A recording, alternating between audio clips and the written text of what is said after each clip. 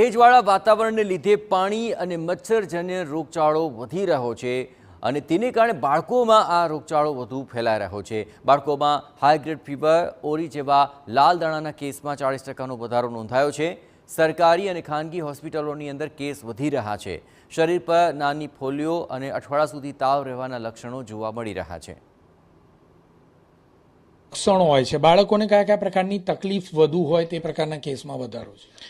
અત્યારે વાયરસના કારણે તકલીફમાં જોવા જઈએ તો સિમ્ટમ્સની વાત કરીએ તો સામાન્ય શરદી ખાંસીથી લઈને લાલ કલરના નાના નાના દાણા જેવી રેશ નીકળવી, ક્યાં તો પછી ગળાના કાંકડા પર સોજો આવવો, ક્યાં તો પછી ગળાની આસપાસનો જે ભાગ છે જેમાં લિમ્ફ નોડ નામની નાની નાની અંદરની રચના જે હોય છે એ વધી જતા લિમ્ફ એડિનોપેથી પણ બાળકોને જોવા મળી રહી છે। અને ઝાડા ઉલટીના કેસ જેમ કે ગંદા પાણીથી કે ગંદા ખોરાકથી થતા કેસીસ જે છે એમાં પણ અત્યારે ખાસો વધારો જોવા મળી રહ્યો છે। કયા કયા પ્રકારની સાવચેતી રાખવામાં આવે તો બાળકોને આ પ્રકારના વાયરસથી બચાવી શકાય?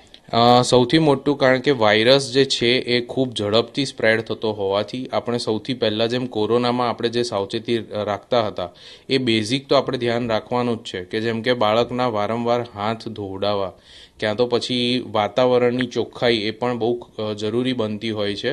જેમ કે વરસાદની સિઝનમાં જો બહારનો ખોરાક ક્યાં તો બહારનું પાણી પણ જો આપણે બાળકને આપીએ તો એમાં બી ક્યાંક ને ક્યાંક વાયરસ ક્યાં તો બીજા ઘણા બધા પાણીજન્ય રોગો પણ એમાં ટાઇફોઇડ છે કે બીજા કમળો છે કે એ બધા રોગો પણ આ સિઝનમાં ફેલાતા હોય છે। આ સિઝનમાં એવા કેસો પાણીજન્ય રોગ કહીએ તો એ કેટલા વધારો જોવા મળ્યો છે આ સિઝન? આ સિઝનમાં બી આ દરેક ચોમાસામાં પાણીજન્ય રોગ જે છે એ વધતા જોવા મળે જ છે। જેમ કે ઝાડા ઉલટીના કેસ એ ઉનાળો હોય કે પછી ચોમાસું હોય તો એમાં જનરલી દરેક સિઝનમાં વધતા હોય છે।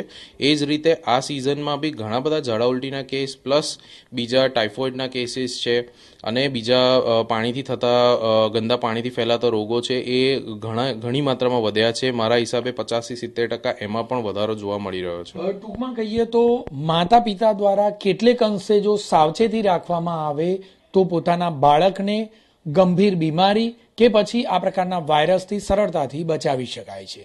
કેમેરામેન અરવિંદ સોલંકી સાથે જિગ્નેશ પટેલ, TV9 અમદાવાદ।